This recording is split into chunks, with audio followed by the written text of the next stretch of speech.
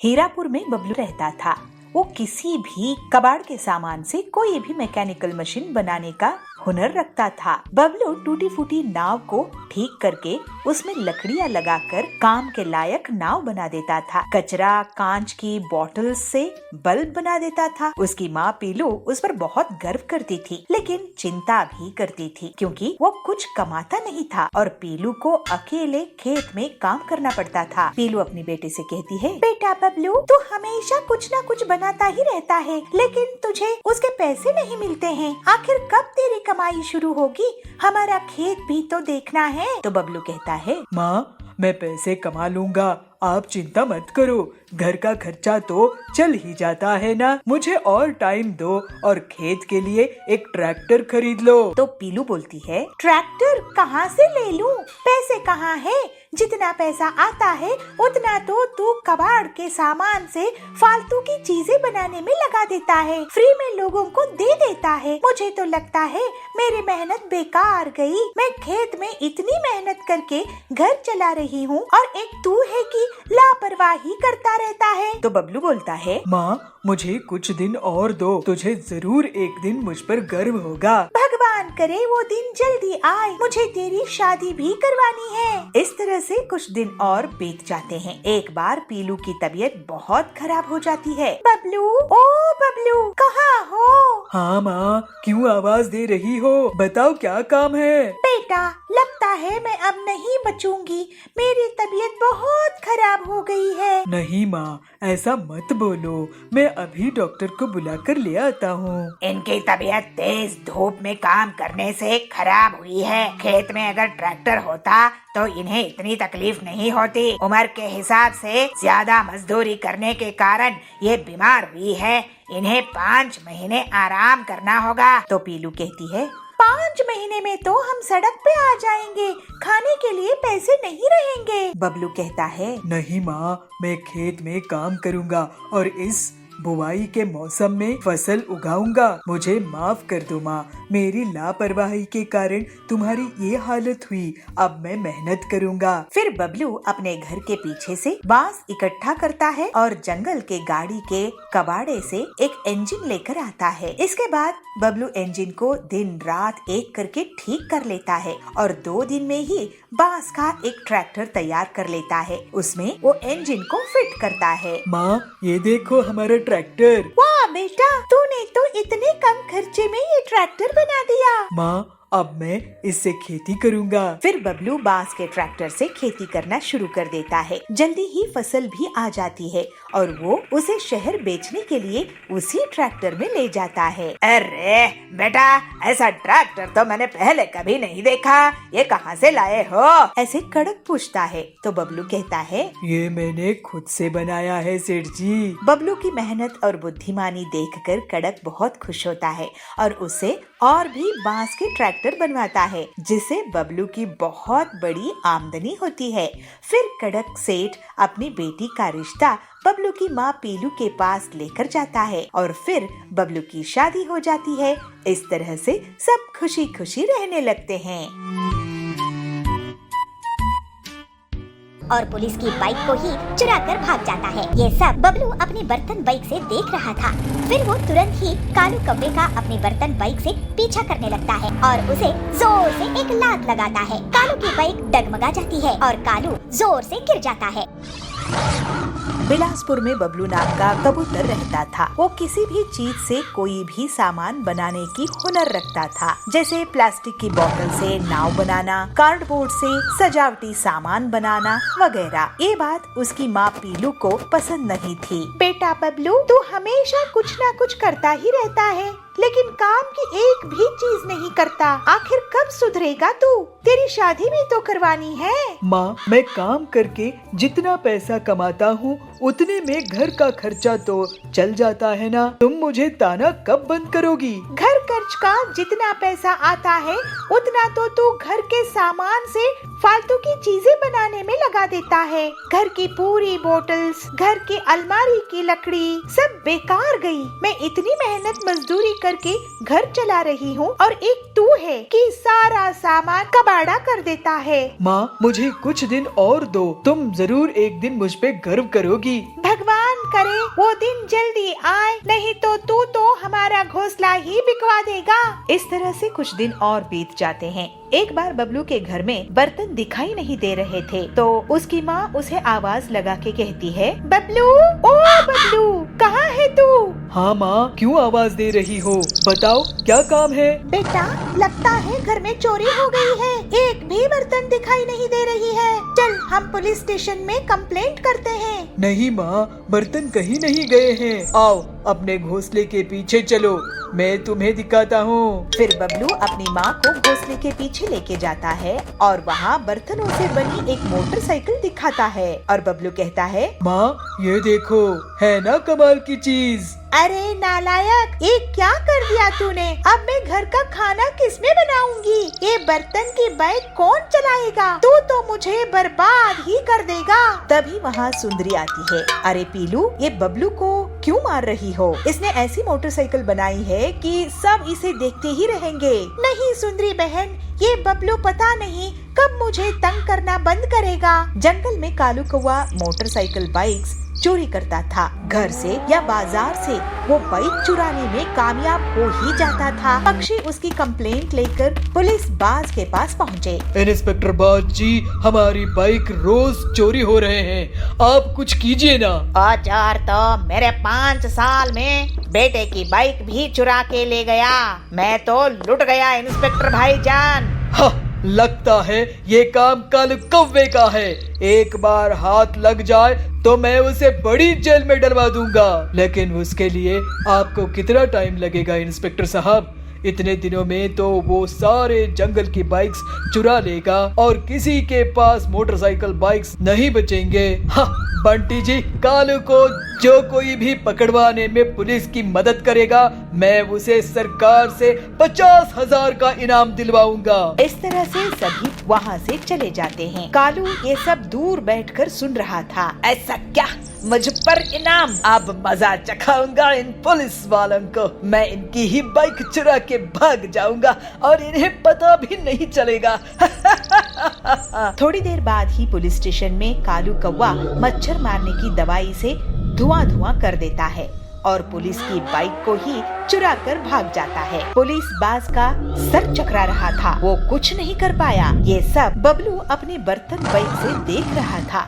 फिर वो तुरंत ही कालू कौवे का अपनी बर्तन बाइक से पीछा करने लगता है और जल्दी ही बबलू कालू की बाइक के पास पहुंच जाता है और उसे जोर से एक लात लगाता है। कालू की बाइक डगमगा जाती है और कालू जोर से गिर जाता है। बबलू अपनी बर्तन बाइक से कालू को पकड़ने में कामयाब होता है और फिर उसे पुलिस स्टेशन लेके आता है। अरे ये क्या? ये कौन सी नायाब बाइक है जिससे तूने मुझे पकड़ा है? ये मेरी स्पेशल बर्तन बाइक है। ऐसी बाइक तो मैंने पहले कभी नहीं देखा। और अब तुम ऐसी बाइक को क्या, कैसी भी बाइक को नहीं देख पाओगे, क्योंकि अब तुम जेल में पड़े रहोगे। फिर अगले दिन पूरे जंगल के सामने बबलू को पुलिस के द्वारा पूरे 50,000 का इनाम दिया जाता है।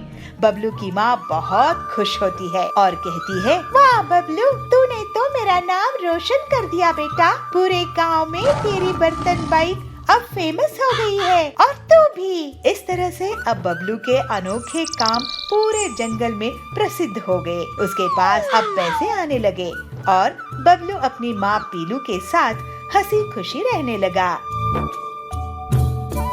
शहर के एक जंगल में पीलू अपने पति बबलू कबूतर के साथ रहा करती थी। वो अपने पति को लंच बॉक्स देकर उसे ऑफिस भेजती है। तभी उसे एक अपने मोटर वाहन से उतरती दिखती है। अरे बबली, तू?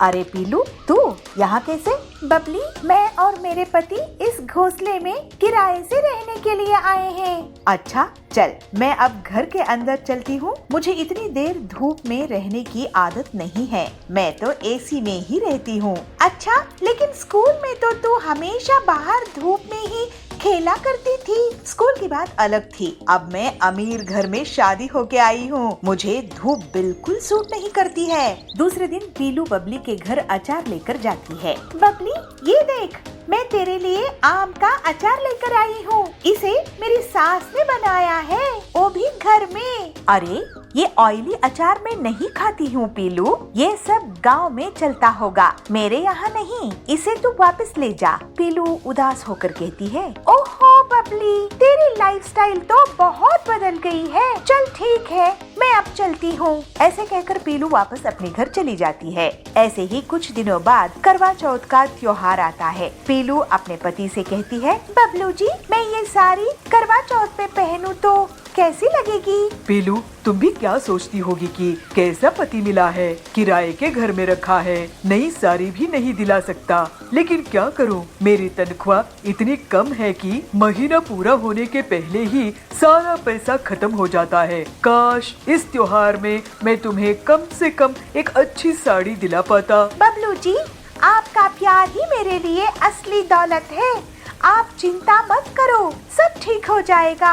तुम सच में बहुत अच्छी हो पीलू। ये लो 1000 रुपए और इससे करवा चौथ का सामान ले आना। ठीक है जी, मैं पूजा का सामान ले आऊंगी। शाम में पीलू के घर बबली आती है। पीलू, आज करवा चौथ मनाने के लिए सभी बंगलों में आ रही है, तो भी आ जाना। मेरे बंगलों की छत से चांद साफ साफ दिखता है। तुम लोगों की छोटे छोटे घोंसलों में शायद वो सही से निकलेगा नहीं, फिर तुम लोग भूखी रह जाओगी। अगर सब आ रही है तो मैं भी आ जाऊंगी बबली।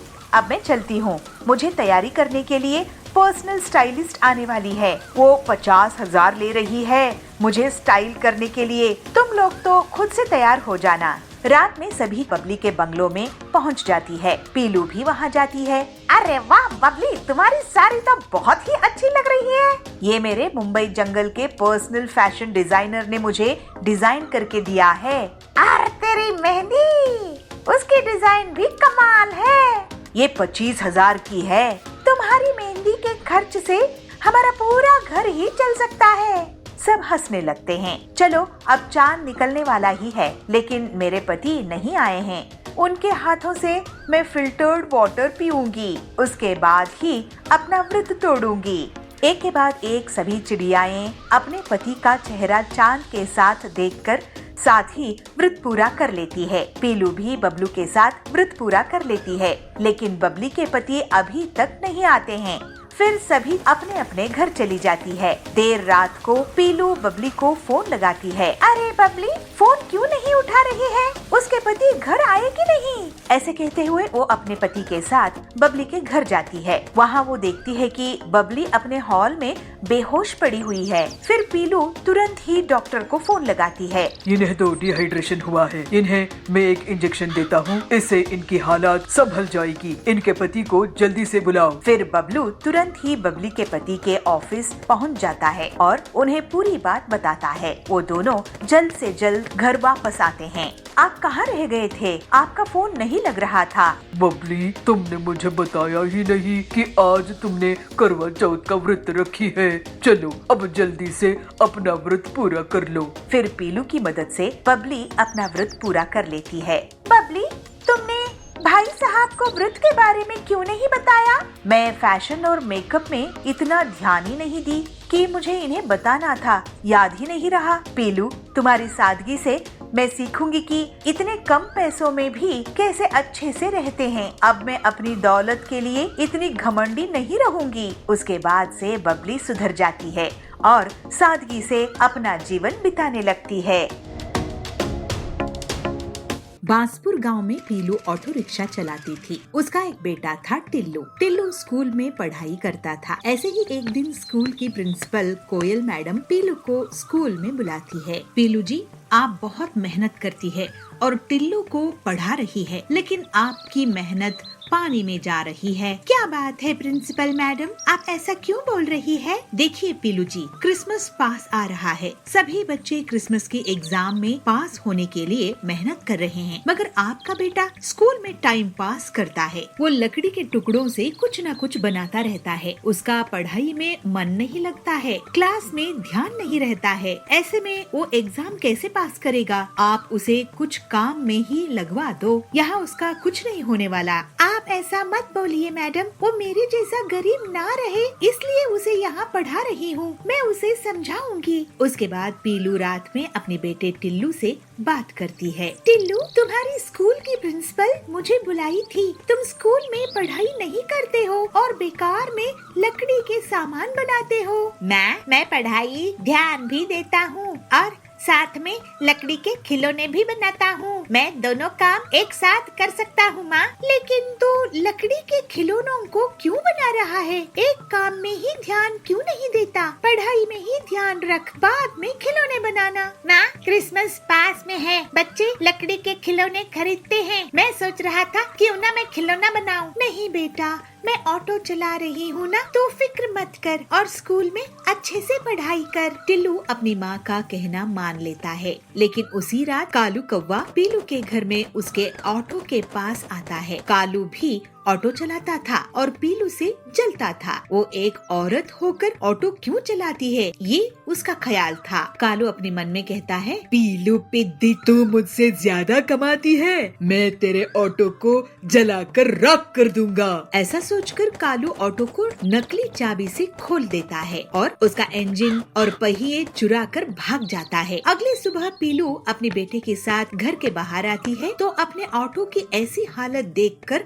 रोने लगती है। हे भगवान, ये गरीबी में तो कैसी परीक्षा ले रहा है? मेरी ऑटो का तो इंश्योरेंस भी नहीं है। अब मैं अपने बेटे को कैसे पढ़ाऊंगी? ऑटो के लिए बैंक से जो कर्ज लिया था उसे भी चुकाना है। सोची थी इस बार क्रिसमस में लोग घूमने फिरने के लिए ज्यादा बाहर निकलेंगे तो मेरी ऑटो से कमाई हो जाएगी। सब बर्बाद हो गया। पीलू अब मजदूरी का काम करने लगी और घर के लिए पैसे कमाने लगी। कालू ये देखकर बहुत खुश हो रहा था। पीलू से पैसा मांगने के लिए मकान मालिक आता था, बैंक वाले आते थे। पीलू बहुत उदास होने लगी थी। ये देखकर एक दिन टिल्लू स्कूल खत्म होने के बाद जंगल जाकर लकड़ियाँ काट कर लाता है और उन लकड़ियों को तराशने लगा। छन्नी और हथौड़े की मदद से वो एक सुंदर लकड़ी का ऑटो रिक्शा बना लेता है। फिर टिल्लू उस ऑटो ले जाकर अपनी माँ को दिखाता है। माँ,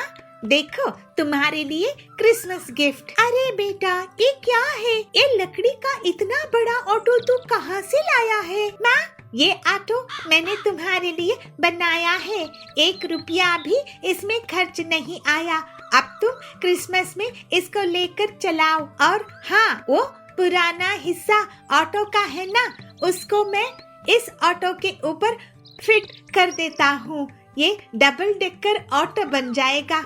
मैं इस पे वाटरप्रूफ पेंट कर दूंगा। वाओ मेरे टिल्लू, मुझे तुझ पर गर्व है। फिर पीलू उस ऑटो को ले जाकर जंगल में घूमने लगी। ये देखकर कालू का सिर चकरा गया और वो बेहोश हो गया। हे भगवान, इस ऑटो को अगर मैं तोड़ दूंगा तो ये ट्रिपल डेकर ऑटो ले आएगी, फिर बस ही बना देगी। मैं तो जंगल छोड़कर जा रहा हूँ। और फिर इस तरह से पीलू अपनी मेहनत से ज्यादा पैसे कमाने लगती है।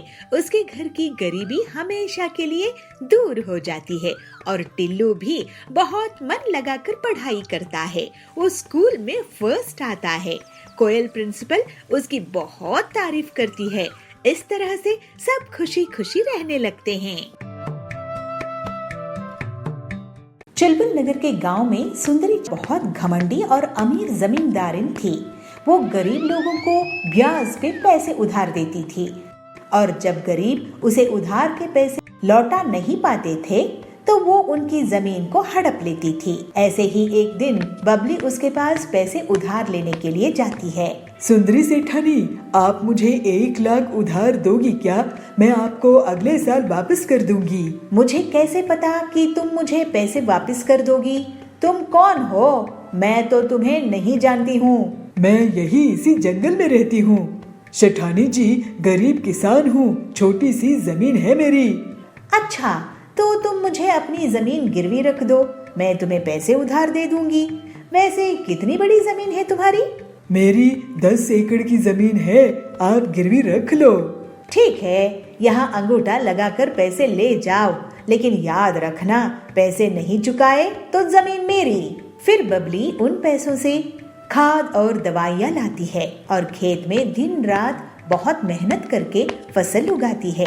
इस बार उसकी अच्छी फसल हुई थी। ऐसे ही एक दिन सुंदरी उसके खेत के पास से निकल रही थी। तभी उसकी नजर बबली की खेत में जाती है। अरे वो टिल्लू, कहाँ घूम रहा है? ये बता कि ये खेत किसका है जिसमें इतनी बढ़िया फसल उगी है?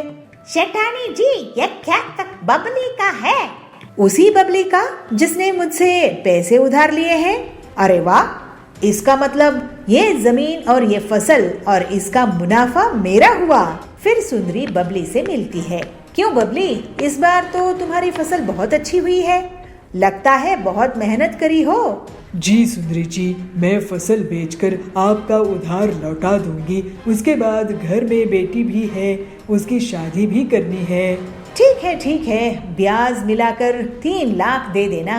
क्या? लेकिन मैंने तो बस 1 लाख ही उधार लिए थे सेठानी जी। हाँ, तो ब्याज चढ़ा के और 2 लाख हो गए हैं। तुम अनपढ़ गंवार लोग कुछ नहीं समझते। ये तो अन्याय है सुंदरी जी। फालतू की बात मत कर, नहीं तो मैं तुझे घर में भी नहीं रहने दूंगी। मैं आपके पैसे नहीं चुका पाऊंगी। नहीं, आप मेरी जमीन ही रख लो। शाम में बबली अपने घर आई और अपनी बेटी पीलू को रोते रोते सब कुछ बता दी। मैं उस लालची सेठानी को देखती हूँ, वो अपने आप को क्या समझती है। आप चिंता मत करो माँ, अब मैं उससे सभी चिड़ियों की हड़पी हुई जमीन वापस करवाऊंगी। पीलू अपनी सहेली हरी के साथ एक प्लान बनाती है। दोनों सहेलियां एक छोटी सी खेत की जमीन में एक नकली पेड़ लगाती है और फिर उस पेड़ को लाल रंग से रंग देती है। फिर वो दोनों उसकी डालियों में सोने, चांदी, डायमंड्स के गहने चिपका देती है, जिससे ऐसा लगता है कि वो गहने उसी पेड़ के फल हो। अब आएगा मजा, लालची सुंदरी कैसे फंसेगी देखना। इसके बाद पीलू चिड़िया हरी तोती के साथ जानबूझकर सुंदरी के पीछे जोर जोर से बातें करती है। अरे तूने देखी क्या उस लाल पेड़ को जो उस खेत में उगा है? उसमें से फल की जगह गहने उग रहे हैं। नहीं तो चल दिखा मुझे। ये सुनकर सुंदरी पीलू और हरी के पीछा करने लगती है। जब वो दोनों खेत पहुंचते हैं तो अरे, क्या ये असली सोने जवाहरात है? सेठानी जी, आप कब आ गई यहाँ? खैर, हमने तो हीरे जवाहरात कभी नहीं देखे हैं। आप खुद ही देख लो कि सोना चांदी हीरा असली है कि नहीं। वैसे सेठानी जी, आपको बता दूं कि कल बहुत बड़े जमींदार आ रहे हैं जो इस जमीन को खरीद लेंगे, इसके साथ ये पेड़ भी। ऐसा क्या? तो एक बार मुझे इसके गहने दिखाओ। फिर पीलू और हरी तोती गहने दिखाते हैं। अरे, ये तो सही में हीरे हैं, हीरे। चलो, अच्छी बात है। अब हम इस जमीन उस शहर वाले सेठ को बेच देंगे। नहीं, ये जमीन तो मुझे चाहिए। लेकिन आपके पास इतने पैसे हैं क्या सेठानी जी?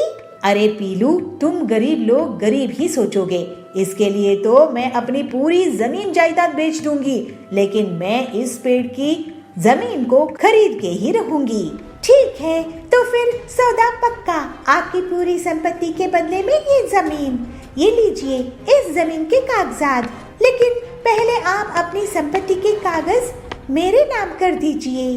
फिर सुंदरी अपनी पूरी संपत्ति, जमीन, जायदाद, गाड़ियाँ, हवेली पीलू के नाम कर देती है और उस छोटी से पेड़ वाली जमीन को बदले में ले लेती है। अगले दिन कुछ लोग उस पेड़ के पास इकट्ठा होते हैं। क्यों गरीब लोग, कैसा लगा मेरा ये गहनों का पेड़? जरा हमें भी दिखाना गहने सेठानी जी। ये देखो। फिर सुंदरी उन्हें गहने दिखाती है। तभी टिल्लू के बगल में खड़े हुए पक्षी के हाथ से उस हार में पानी गिर जाता है और उसका सुनहरा रंग मिट जाता है। अरे ये क्या, पीलू मुझे लूट ली, बर्बाद कर दी। ये तो नकली लोहे की चेन है जिस पर सोने का नकली रंग लगा हुआ था। इस तरह से सुंदरी को उसकी धोखाधड़ी की सजा मिल जाती है और पीलू की मदद से बबली और बाकी जंगल के पक्षियों को उनकी लूटी हुई जमीन वापस मिल जाती है। फिर सब खुशी खुशी रहने लगते हैं। बदलापुर एक छोटे से गांव था। यहाँ बबलू अपने ससुराल में रहता था। उसका ससुराल बहुत गरीब था। बहुत कोशिश करने के बाद भी उसे कोई काम दे नहीं रहा था। एक दिन बबलू बर्गर खा रहा था, तब उसका ससुर आकर उसे कहता है, हाँ दामाद जी, अच्छे से बर्गर खा लो, सुबह सुबह बर्गर खा लो। हम लोगों के पास चाय पीने के पैसे नहीं है, लेकिन आप ना बर्गर खा लो। क्या हुआ ससुर जी, आप इतने गुस्से में क्यों हैं? तो क्या करूं दामाद जी, घर में इतनी परेशानी है, गरीबी है, लेकिन आपको एक भी काम नहीं मिल रहा है और आप बर्गर खा रहे हो। मैं तो कह रहा हूँ आप कहीं पर मजदूरी कर लो, हम सब भी मेहनत मजदूरी कर रहे हैं। बबलू बहुत दुखी होता है। बबलू काम की तलाश में घूम रहा था। फिर वो चाय पीने के लिए एक जगह रुका। वहाँ कालू कौवा आया और बात करने लगा। क्या भाई बबलू, कैसे हो? मैं तो आज शहर जाकर बर्गर खा के आया हूँ, वहाँ बहुत अच्छा बर्गर मिलता है। अरे कालू भाई, मैं भी गांव का बर्गर खाया हूँ, लेकिन यहाँ तो सैंडविच और बर्गर में कोई फर्क ही नहीं है। लेकिन तुम बर्गर खाने के लिए इतनी दूर गए, तुम्हारे पैसे खर्च हुए होंगे। देखो भाई, मुझे तो स्वाद अच्छा मिलना चाहिए। अपने गांव के जंगल में एकदम घटिया बर्गर मिलता है। गांव के लोग बर्गर क्या होता है पता ही नहीं है इनको। उनके लिए वड़ा पाव और बर्गर एक ही तो होता है। बड़ी बड़ी दुकानें खोल लेते हैं, लेकिन बर्गर पैटीज ऐसा ही फिसल जाता है। मैं ही नहीं, और भी बहुत से लोग हैं शहर जाकर बर्गर खाते हैं। मैं तो कहता हूँ बबलू भाई, कोई अपने ही गांव में छोटा सा ठेले भी बर्गर का खोल ले तो वो बहुत कमाई करेगा।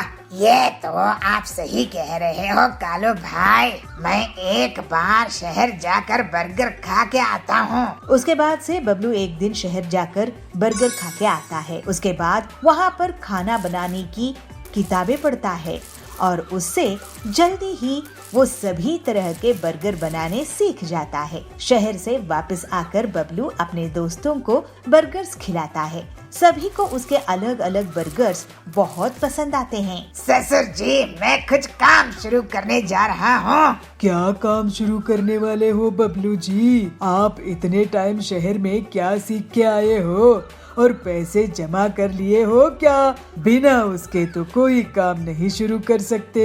आप बस देखते जाइए ससुर जी। ठीक है, देखते हैं अब क्या कमाल करोगे। ऐसे ही एक दिन बबलू बर्गर बनाने लगता है और कालू को बर्गर खाने के लिए बुलाता है। कालू अपनी पत्नी सुंदरी के साथ बर्गर खाने के लिए आता है। अरे वाह बबलू भाई, ये तो शहर से भी बहुत ज्यादा टेस्टी बर्गर है। ऐसा बर्गर आप अपने गांव में बना रहे हो, मुझे तो यकीन ही नहीं हो रहा है। अब मैं शहर नहीं, आपके ही यहाँ बर्गर खाने आऊँगा। अगर तुम्हें पसंद आया है तो सभी को पसंद आएगा कालू भाई। जल्द ही बबलू की बर्गर की दुकान बहुत धूमधाम से चलने लगती है। जल्दी ही वो मुनाफा कमाकर अमीर हो जाता है। ससुर जी, आपको जानकर बहुत खुशी होगी कि मेरा बर्गर का काम बहुत अच्छा चल रहा है और मैं अपने परिवार के लिए एक घर खरीद लिया हूँ। अब हम सब जल्द ही वहाँ रहने जाएंगे। बर्गर बेचकर कौन घर खरीदता है दामाद जी? घर तो अमीर लोग ही खरीद सकते हैं। आप घर को कल ही देख लेना ससुर जी। और हाँ, आपको मैं अपने हाथ का बर्गर भी खिलाऊंगा। अगले दिन बबलू अपने ससुर को और बाकी के परिवार वालों को अपना नया घर दिखाने के लिए ले जाता है। घर देखकर सभी बहुत खुश होते हैं और अचंभित हो जाते हैं। बबलू का बड़ा सा बर्गर के आकार का घर था। अरे वाह दामाद जी, आपने तो कमाल ही कर दिया। आपने अपने काम को इतना बड़ा कर दिया कि घर भी वैसा ही बना दिया है। मैं तो आपसे बहुत नाराज रहता था क्योंकि मुझे लगता था आप आलसी और कामचोर हैं। लेकिन अब मैं बहुत खुश हूँ। अपनी मेहनत से बर्गर की दुकान चलाई और अपना घर भी बना लिया। आखिर दामाद हो तो आपके जैसा। आपका आशीर्वाद है ससुर जी, अब ये बर्गर खाइए। और बबलू के बर्गर का घर पूरे जंगल में प्रसिद्ध हो जाते हैं। उसका बर्गर का घर इतना फेमस हुआ कि वहाँ पर देश विदेश से लोग पिकनिक मनाने आते थे। इससे उसकी कमाई 4 गुना बढ़ गई। अपनी मेहनत और लगन से बबलू आगे भी स्वादिष्ट बर्गर बनाता रहा और अपने परिवार के साथ खुशी खुशी रहने लगा।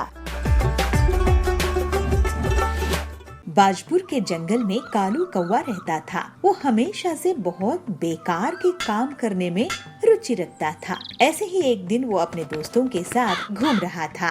अरे भाई, छुट्टियाँ आ रही है, चलो कहीं घूमने चलते हैं। चलो हम मनाली चले।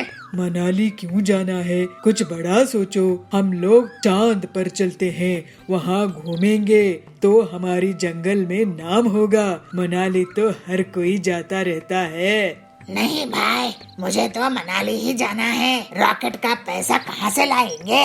ये कहकर कालू के दोनों दोस्त उसकी हंसी उड़ाते हैं। अच्छा ठीक है, लेकिन मेरे स्कूटर में चलेंगे। ट्रिपल सवारी? अगले दिन कालू उनके सामने अपना स्कूटर लाता है। उसको देखकर वो लोग हैरान रह जाते हैं। कालू के स्कूटर में अगल बगल 2 और स्कूटर जुड़े रहते हैं। है ना कमाल का मेरा स्कूटर? चलो अब इसमें चलते हैं। अरे वाह कालू, तूने तो बहुत ही अच्छा आविष्कार किया है। हाँ, मुझे क्या उल्लू समझे थे। चलो अब मजे करेंगे मनाली में। इस तरह से तीनों दोस्त उस स्कूटर में निकल पड़ते हैं। लेकिन थोड़ी ही दूरी में उसका पेट्रोल खत्म हो जाता है। अरे ये क्या, 5 किलोमीटर में ही पेट्रोल खत्म हो गया? हाँ, 3 स्कूटर है ना। वजन कम करने के लिए मैंने एक ही पेट्रोल टैंक लगाया है, लेकिन 3 इंजन है तो पेट्रोल थोड़ा ज्यादा पीती है ये स्कूटर। हे भगवान, हर 5 किलोमीटर में इसका पेट्रोल खत्म हो जाएगा। हमें नहीं जाना मनाली, तू ही जा इस खटारा में। कालू के दोनों दोस्त वहाँ से भाग जाते हैं। अरे रुको रुको, स्कूटर को धक्का तो दे दो। कालू अपना स्कूटर धक्का देकर घर वापस लाता है और अपने पिता कड़क से कहता है, पापा, मेरे दिमाग की इस गांव में कोई कदर नहीं है। तू बहुत ही बेकार की चीज बनता जा रहा है बेटा। तू कहीं नौकरी कर। तू बहुत ही बेकार की चीज बनाता है जो मुसीबत ज्यादा करती है, समाधान नहीं। मतलब तू काम ज्यादा बिगाड़ता है। लोगों के काम आएगा तो लोग तुझे पसंद करेंगे। कालू सोच में पड़ जाता है कि वो लोगों की नजर में कैसे उठे। तभी वो एक डबल डेकर बस को देखता है। पूरी बस भरी हुई थी और फिर भी लोग उसमें चढ़ रहे थे। अब मैं ऐसी बस बनाऊंगा कि लोगों की तकलीफ हमेशा के लिए दूर हो जाएगी। इसके बाद कालू एक ट्रिपल डेकर बस बनाता है और बड़े शान से निकलता है। लेकिन उसकी बस इतनी ऊंची होती है कि वो फोन के केबल, टीवी केबल और बिजली के तारों को तोड़ते हुए निकलती है। पूरे गांव में बिजली चली जाती है, फोन्स बंद हो जाते हैं। देखिए पिताजी, मैंने क्या नायाब चीज बनाई है, ट्रिपल डेकर बस। ऐसी बस पूरी दुनिया में कहीं नहीं होगी और होनी भी नहीं चाहिए। अरे उल्लू कहीं का, तूने पूरे गांव की बिजली गोल कर दिया है, सारे तार तोड़ दिए। नालायक, अब तुझे सिर्फ पिटाई ही ठीक कर सकती है। ऐसा कहकर कड़क कालू की पिटाई कर देता है। इसके बाद से कालू अपनी उटपटांग हरकतों को बंद कर देता है। फिर कालू पूरे गांव के बिजली के तार को रिपेयर करता है। इस तरह से कालू धीरे धीरे सुधर जाता है और सही चीजें करने की आदत डाल लेता है। फिर कालू का सभी लोग मजाक उड़ाना बंद कर देते हैं।